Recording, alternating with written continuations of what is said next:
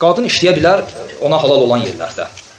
Qadın işləyə bilər, yəni qadına halal olan bir müəssisə varsa, yer, orada işləyə bilər. Yəni, ümumiyyətlə, bəzi hallarda, yəni, bəzi qardaşlar elə təsəvvür edir ki, və elə başa düşüb ki, yəni, qadın sanki ev tutsağı olmalıdır.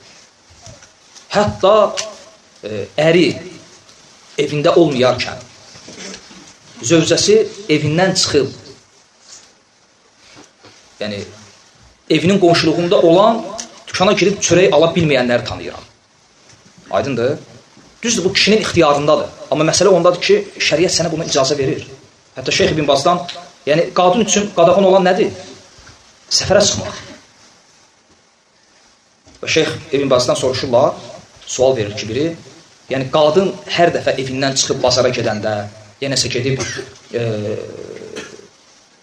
öz ailəsi üçün nəsə alanda, evi üçün və kişi də işlədir. Hər dəfə kişidən icazə almalıdır ya yox. Və şeyx deyir ki, buna ehtiyac yoxdur. Əgər kişi ona ümumən icazə veribsə, buna ehtiyac yoxdur və qadın üçün haram olan nədir? Səfərdir. Və bu iş də həmçinin. Əgər o iş ki, fitnədən uzaqdır və ehtiyac varsa qadının işləməyinə və iş özü özlüyündə halaldırsa, caizdir. Əks halda caiz deyil.